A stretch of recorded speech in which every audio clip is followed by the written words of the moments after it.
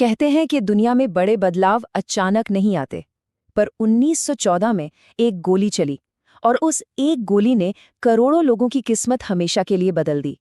दोस्ती, दुश्मनी, झूठा सम्मान और राष्ट्रवाद, इन सब ने मिलकर पूरे यूरोप को एक बारूद के ढेर में तब्दील कर दिया था। ये सुनने में कितना अजीब लगता है ना, कि बस एक इंसान की हत्या हो गई और उसकी वजह से पूरी दुनिया में पहला विश्व युद्ध छिड़ गया।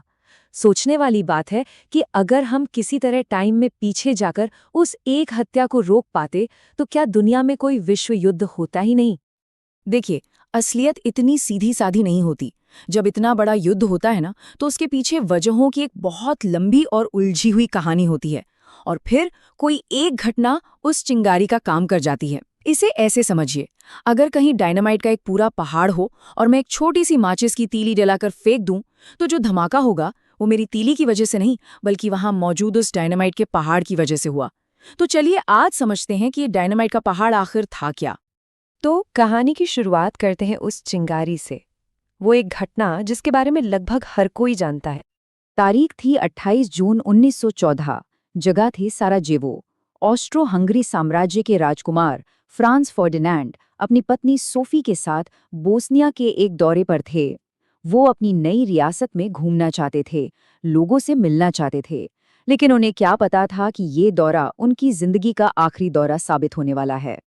उसी भीड़ में गैवरिलो प्रिंसिप नाम का एक 19 साल का लड़का था। वो यंग बॉस्निया नाम के एक क्रांतिकारी ग्रुप का मेंबर था, जिसे ब्लैक हैंड जैसे सीक्रेट सर्बियाई संगठन सपोर्ट कर रहे थे।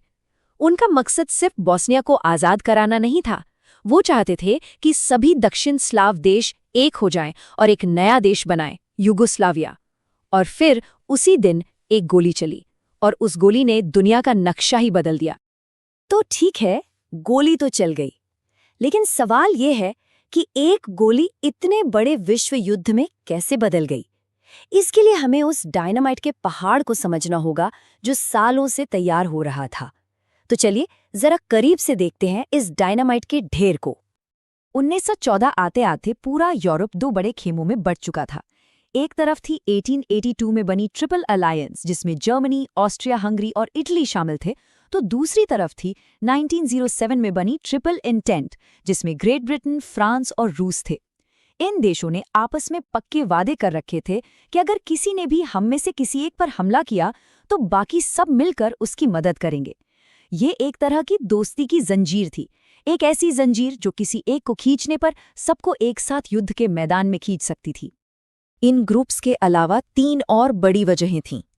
पहली, सैन्यवाद, मतलब हथियारों की होड़। ब्रिटेन, फ्रांस, जर्मनी जैसी बड़ी ताकतों का फौजी खर्चा 1870 से 1914 के बीच सोचिए 4 गुना बढ़ गया था। हर कोई सबसे ताकतवर बनना चाहता था।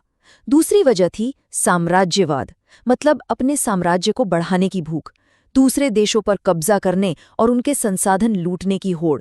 और तीसरी और शायद सबसे खतरनाक वजह थी आक्रामक राष्ट्रवाद। ये एक ऐसी सोच थी कि बस हमारा देश ही दुनिया में सबसे महान है और बाकी सब हमसे कम हैं। राजाओं और नेताओं ने लोगों में ये भावना खूब भरी ताकि वो युद्ध के लिए तैयार हो जाएं। और एक मज़ेदार बात बताऊं, ये जो इतना बड़ा विश्व युद्ध था ना, वो एक तरह से एक फैमिली ड्रामा भी था।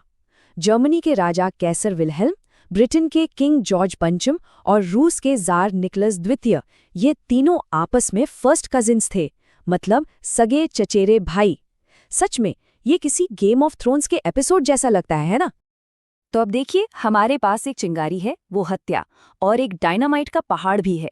ये सारे गठबंधन, सैन्यवाद, साम्राज्यवाद और राष्ट्रवाद। अब देखते हैं कि इस माहौल में हालात कितनी तेजी से और कितने भयानक तरीके से बिगड़े। 28 जुलाई को ऑस्ट्रिया हंगरी ने सर्बिया के खिलाफ जंग का ऐलान कर दिया। अब सर्बिया को बचाने के लिए रूस मैदान में कूद पड़ा। जैसे ही रूस ने हथियार उठाए, ऑस्ट्रिया हंगरी का दोस्त जर्मनी उसकी मदद के लिए आ गया और उसने रूस पर हमला बोल दिया।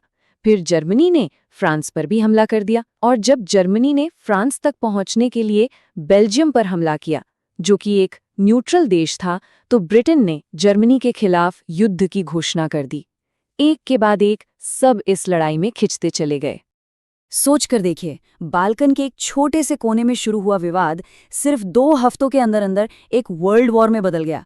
ऐसा लग रहा था जैसे पूरा यूरोप एक डोमिनो की लाइन में खड़ा था और बस एक धक्का लगते ही सब गिर पड़े।